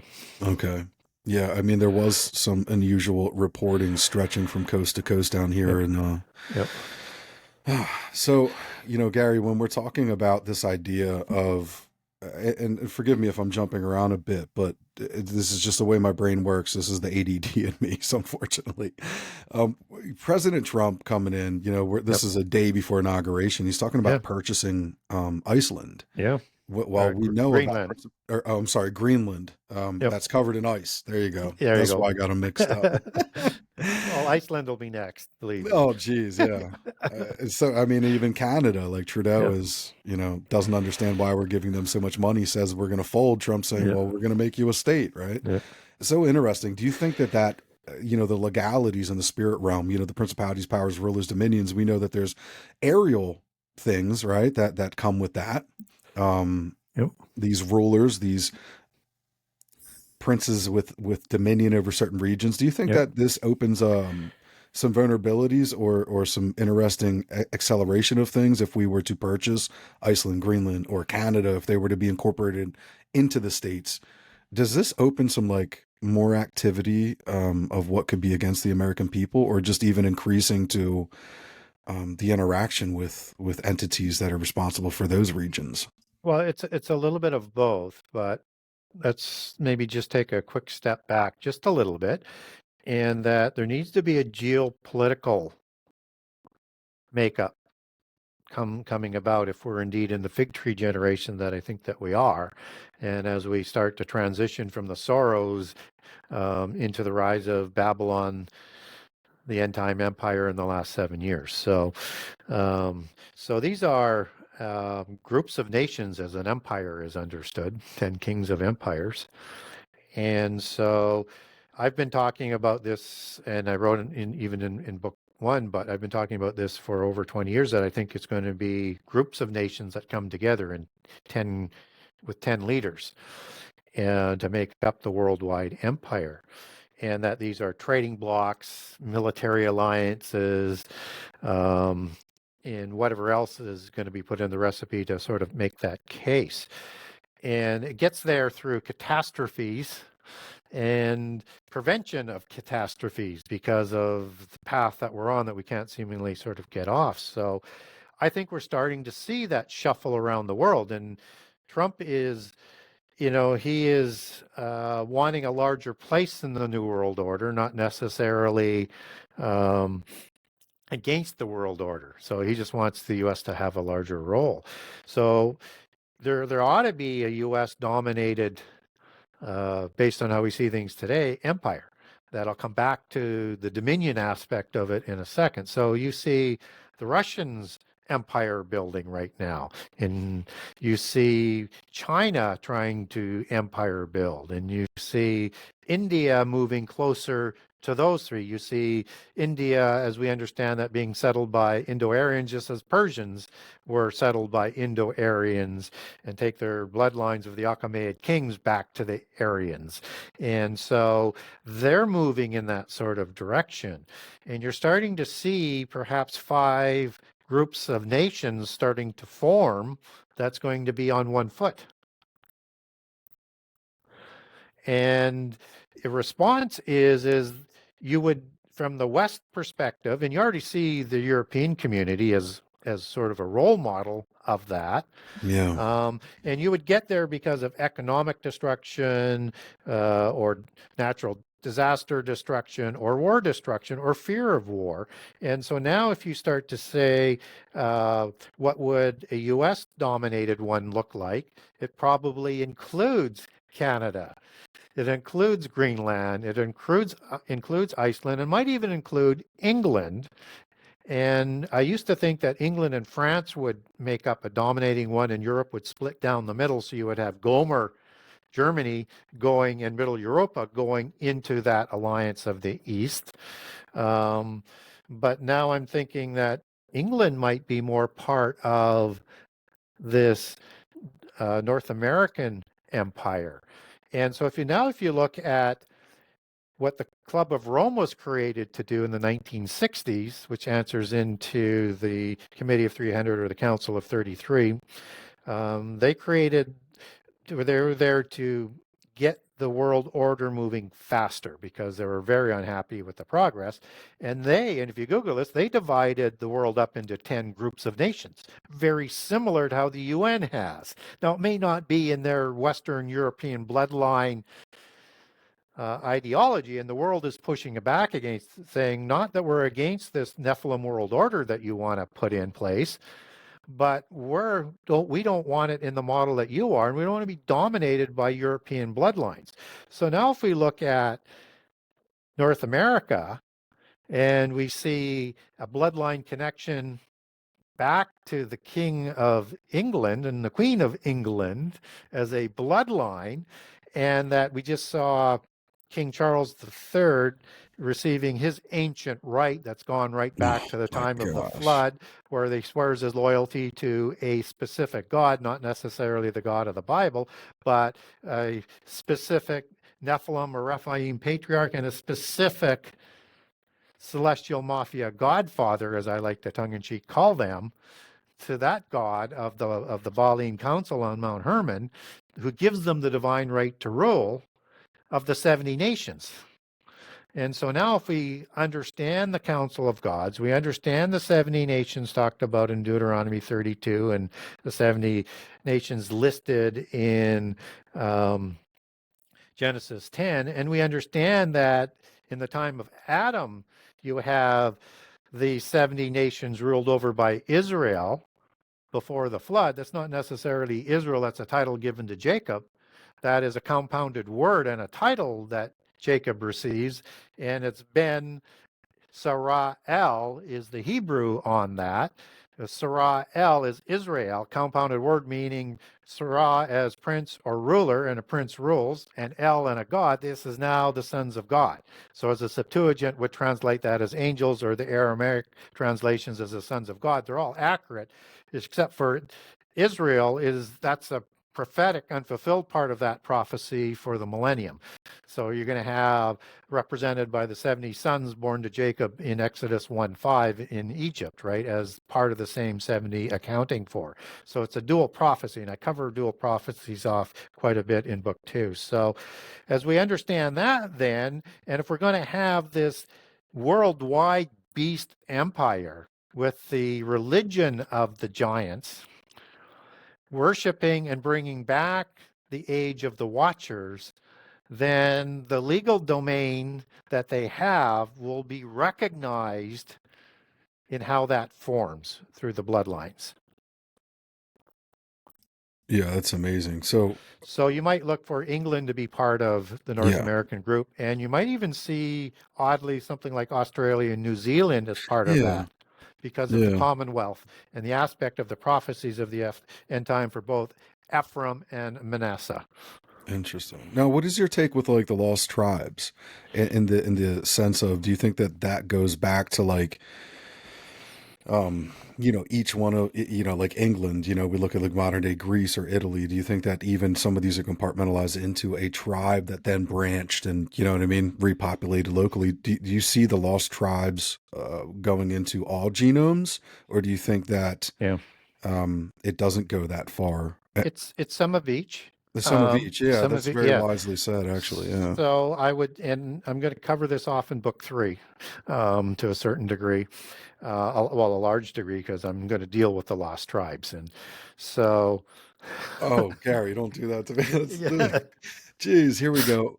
So, yes, Yeah. I think if you look at, the prophecies to Ephraim and Manasseh, and obviously passed down through Joseph on this, but you have this end time period of a younger son and an older son, and the older son has a commonwealth of nations and holds all the gateways or ports around the world. So, Commonwealth of England is, fits that pretty well. And even King James was preparing at that time to create the Commonwealth because he wants his bloodline as the bloodline of the Antichrist, right? So as we sort of peel back the onion a little bit of it, and Manasseh rises after in power to Ephraim, and becomes stronger and is part of the end time sort of scenario. So we have to sort of factor that that's going to be in. But when the lost tribes were dispersed, they went to the four corners of the earth and lost. Now, there will be migratory patterns where you have some coalescing of some of these peoples, but not all of them. And so when we get into the second Exodus prophecies in the last 3.5 years, after the awakening of the lost tribes, which will be called back by name in the last 7 years, and remember who they are, and they're going to be imprisoned. You're going to have a second Exodus is going to happen. That's led by Jehovah of the Elohim, or the Word of God, and King David, who's going to be leading them, and expect Elijah to be in the mix there as well, and with 7 shepherds. And so you're going to have the breaker in the book of Micah break them out of the prisons in the year of the Lord's favor, as Isaiah and Luke talk about. That's just before the year of the Lord's wrath. It's part of the reconciliation of Israel and Judah after they accept Jesus as their Messiah. So it's the second half. In the time of Jacob's trouble, which is Jeremiah 37, 30 and 31 are second Exodus prophecies. There's a lot of second Exodus prophecies. And so this is the time of trouble, which is the Hebrew word sarah, which is the cognate word for Greek thlipsis, for tribulation and affliction, as it's described in Jesus' oration in Matthew 24, Mark 13, Luke 17, and 21. I know I'm moving quickly. It's the same word sarah for trouble in Daniel 12, 1 to 2. In the time of trouble, and that's when Michael is sitting, this is the midpoint of the last 7 years, there's going to be a resurrection that's unaccounted for there. This is Daniel's people, and this is going to be a separate resurrection than the resurrections of the saints. So now we roll forward to Ezekiel. I know I'm moving very quickly here. You move forward to Ezekiel 37. You have the resurrection of the dry bones that's connected to the second Exodus passage as you move into the teens in that passage.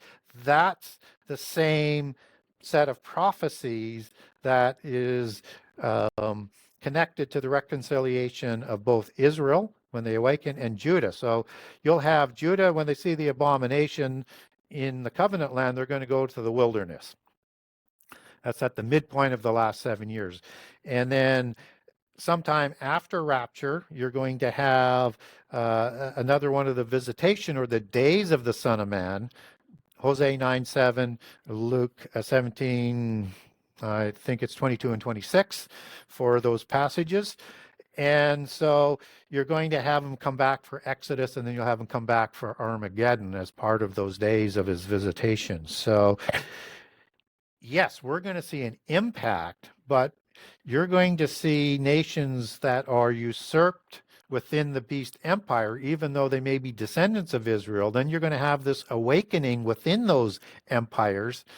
And then you're going to have the abomination that really sets uh, um, the reconciliation of Israel and Judah in place. And when Jesus shows, just as he does in Revelation 3 with his wounds and the sign as he comes as a thief, um, Judah is the one that's talked about in Zechariah as the one who mourns for the son, like a son that they pierced, right?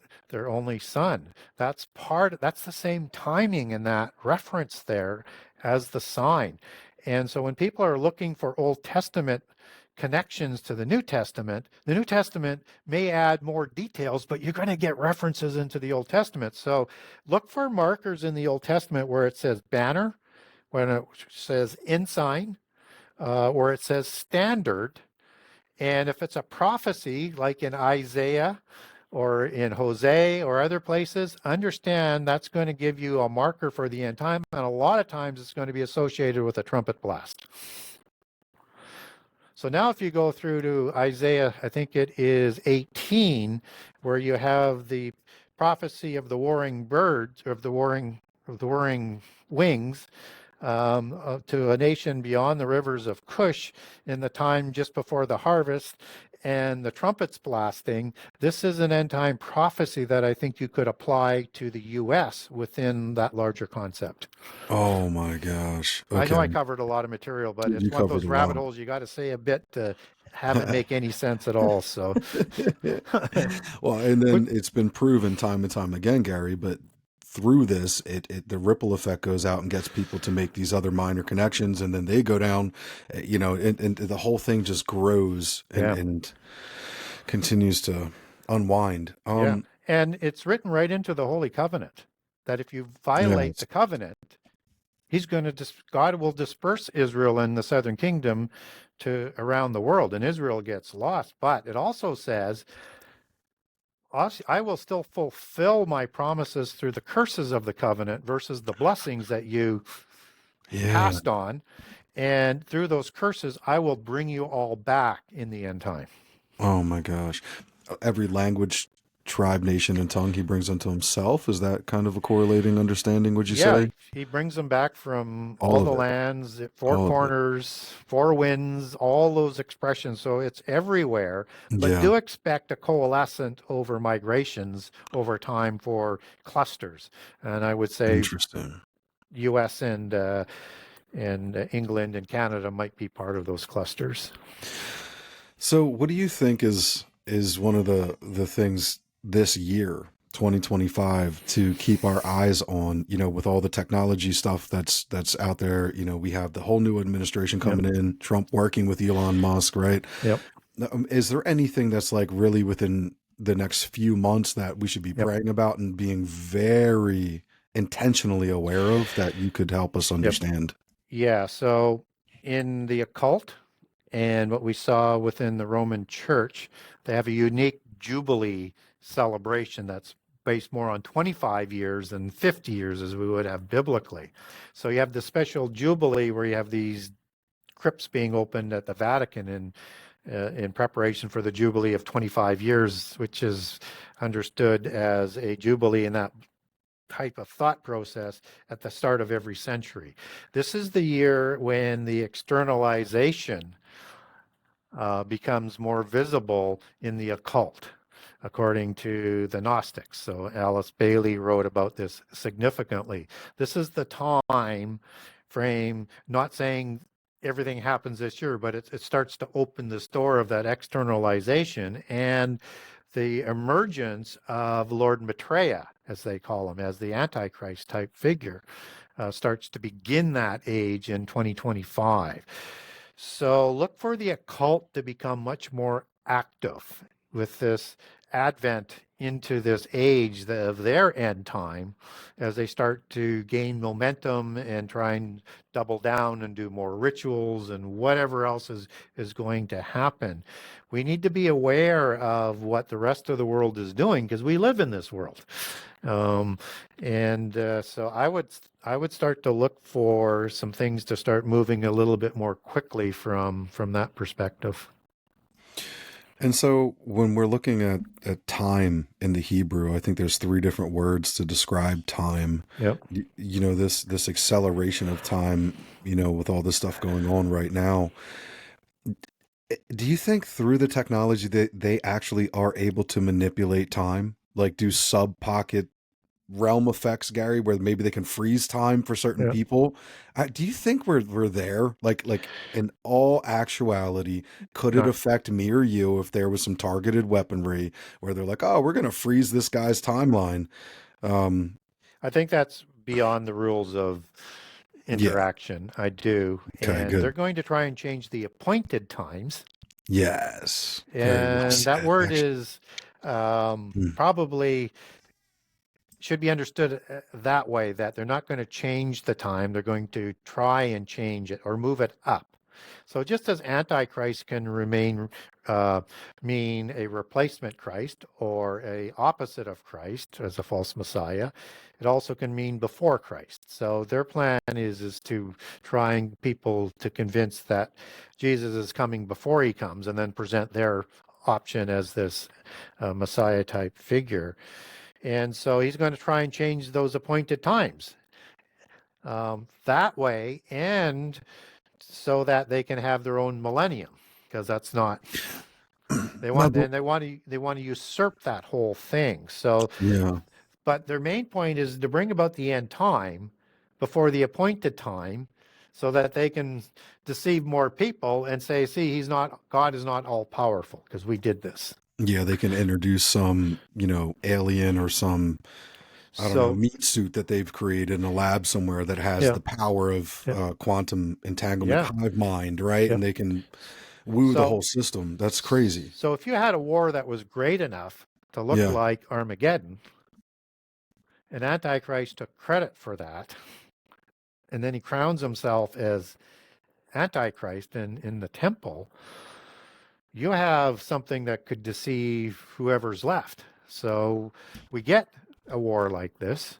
It's in Revelation 9 after the pit prison is opened and as an extension of the pit prison. And understand Antichrist coming to power is connected to that as being referenced as the one who comes up out of the pit in Revelation 17 as well.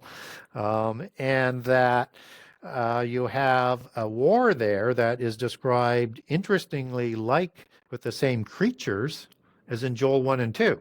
So in book 2, I actually put a column of the description of Revelation 1 line by line, and then the identical passages describing the same creatures in Joel 1 and 2. And this is the greatest army ever, not seen before. Everybody presumes both passages means Armageddon, but that's how you deceive people. So Yeah. Armageddon doesn't come in the book of Joel till chapter 3. This is clearly describing before the day of the Lord. And then the day of the Lord comes. And Armageddon means like revealing also, right? It means to make known or to make revealed. Am Well, I gathering that? Armageddon is like Mount however you want to pronounce the last word, Megiddo or Moged or Moad, Okay. depending on the Okay. Hebrew. It's a mountain, not understood to be as a plain, as some people do. And I go through this in detail in book 2, and it's actually Mount Hermon. And that G is silenced with an IN in the more modern type of Hebrew as it's coming forward. So it's not Yeah. pronounced Mogad, it's Moad, or the place of the assembly, right? The assembly of the Interesting. armies. But anyways, that's kind of another thing. So this is the same war as the Gog War Yeah. in Ezekiel 38 and 39 that has like a giant's name in Gog and no nation associated with Gog. And he's called Gog of Magog, which is in the Bible, chief prince of Meshech. And Meshech is the etymological root for Moscow for Scythians who migrated there, which were giants. Hmm. And so you have this war that's going to happen in the last days. That is this Gog Yeah. war that is talked about in Ezekiel 38. But what's interesting for the timing is after the burial of of the Gog army in Ezekiel 39, then you get references to the second Exodus. So it's going to happen before the second Exodus. And Okay. the pit prison is opened before the midpoint of the last 7 years. So you have a war just before Antichrist finishes his massive assembly to be crowned. And in Daniel 11, in the description, as you get the details of Antichrist's rise in the first 3.5 years, starting in about verse 21, and then the abomination in about, I think, in around verse 30 to 31, then you're going to see him as he's preparing for this abomination. He's going to move his armies into Jerusalem. And Luke has a parallel account that when you see armies surrounding Jerusalem, know that your redemption draws nigh and look up. And that's the two cognate passages at the midpoint of the last 7 years. So you have a timetable where this counterfeit Armageddon could happen. And it will be so massive because 33% of the world will be destroyed. Yeah, this is so wild. I was confused when I originally asked that. I was thinking of apocalypse, which means revelation to reveal, Yes, yes. apocalypso. And then Yep, you're right, Armageddon. I pulled it up in the concordance G717, or Har Mageddon. yep. Um, yeah, fascinating, Yeah. fascinating Yeah, answer. and in book 2 I cover off on how they get the Mageddon, or Yeah. because of the Greek language and the evolution of the IN, and that there's no letter for in Greek, and and then and so yeah, you have two different sort of G's that you have to be sort of dealing with here, Yeah. and it's like there's a lot of minutia to it, but I give people the understanding that this is the mountain of the armies where they assemble, and that word Moad, as we get it, understood with the ion silencing the G, is the Mogad or the Megiddo. Megiddo is more of an allegory, as it's talked about in the Old Testament, of Yeah. where a slaughter was taking. So it's kind of sort of based on that, but it's not the exact location. And understand, um, there's no mountain on the plains of Megiddo. Man, this is some wild stuff. Yeah. Unless there's a spiritual mountain, I don't know. It's hard to say. It could get really weird if we kept playing with that idea.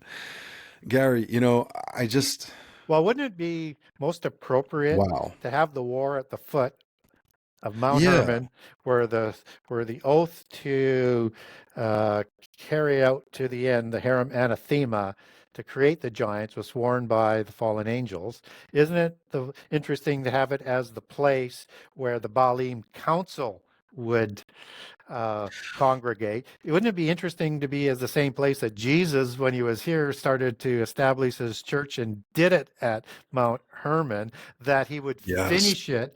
And Isaiah 25, where I talk about terrible ones in book 2 as well, from Ezekiel 32 and other passages. This is where the branch of the terrible ones are going to be destroyed in the end time on a mountain.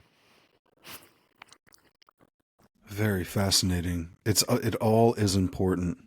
The location, it is so important. Yeah, I mean, I've heard other people talk about that. Why does Jesus reveal what he does at that location? Yeah. Why do we have him saying it there of all places? Yeah. And I mean, as the research shows, each little intricate detail, or Yeah. the yachts and the tittles, to use as a So, terminology, all of this yeah, stuff is yeah. important. And Mount Hermon isn't Yeah. its original name. No, Mount it's not. Hermon, Hermonim, comes from Haram, which and variations of it, which Yeah. is curse and accursed. And Yeah. so other names that we get in the Bible for it are Sirion and Sinir and Sion, Sion, and a different word than Zion. And in the Ugaritic text, it was called Saphon. And all of them are S words, which are very, very interesting. And so watch out for the double entendre Interesting. by the occult using Sion, as in the priory of Sion, and how I think they should have translated Zion directly with a Z or at least a TS on it in the New Testament, but they use Sion in there rather suspiciously in the translation of the KJV. It's so weird, man. I just type in Sion, Sion, into the concordance, Revelation 14:1, and it pulls up G4622 of Hebrew origin relating to H6726 Sion. That is, I don't even know how to pronounce that. Yep. Tion, Yep. Sion, right? Yeah, A that's the hill one that of refers Jerusalem. to Mount Sion in Jerusalem, but And it's a different. figuratively, the church, Yep. militant or triumphant. Yeah. Interesting. So if you go to Interesting. Deuteronomy 4, right at the end, I think in verse 35 or so, it's going to have Mount Sion. And if Yeah. you pull that one up on the concordance, it's a different name, a different Hebrew word. Which was the book again? Give me that real quick. Deuteronomy 4. Deuteronomy, 448, and it says, "From Arar, which is by the bank of the river Arnon, even unto Mount Sion, which Yep. is Hermon." So that Yeah. is H7865. Yeah, peak or Yep. summit Yep. of Mount Yep. Hermon. Yeah. And it's Interesting. so it was changed over time to the curse or the oath that was sworn there Yeah. to carry that information forward for people. I cover all of that off in book 2 for people. I give you all of the footnotes and the definitions and stuff. All right, Gary. So Now, let's. well, I was just going to say, and so when you see, like in the secret societies, they make use of that. So the Priory of Sion becomes an important occult organization as the parent group to the Knights Templar that creates all the modern secret societies. Oh my gosh. Um, I don't even know how to land it because I wish I had the I wish I had it in me right now to keep going. And now the audience obviously got this in two separate parts. But sitting here with you, Gary, and just the roller coaster of it all, man. Just close us out right now with a word of encouragement. This is your 10th time we've had, I don't know, maybe 15, 17 hours of conversation over the years on air. And I just want you to encourage with everything that everything we've been covering. Reiterate the great hope that is in the one name, man. Just for me and the audience here. Yeah, so I would encourage people to fret less about the world dynamics, that this is how it needs to play out, and it will play out, and that do not get ahead of end time prophecy. There's a set chronology that's in play. It'll be very, very tempting, but continue to learn more to help try and understand where we're going. And again, we don't know how long a generation is. If we are in the fig tree generation, it could be 120 years, could be 80, could be 70, could be 40, as you start referencing some of the different ages. And when is the start? I think it's 1967 if we're in the fig tree generation. And so if we're in the 70 range zone, then things could start happening more quickly. But there's a lot of things yet to be built. So we're going to see some terrible things, because you have to create catastrophes and contrive catastrophes that we would understand biblically as the sorrows that will get stronger to create this new world order or Nephilim world order that they're trying to recreate.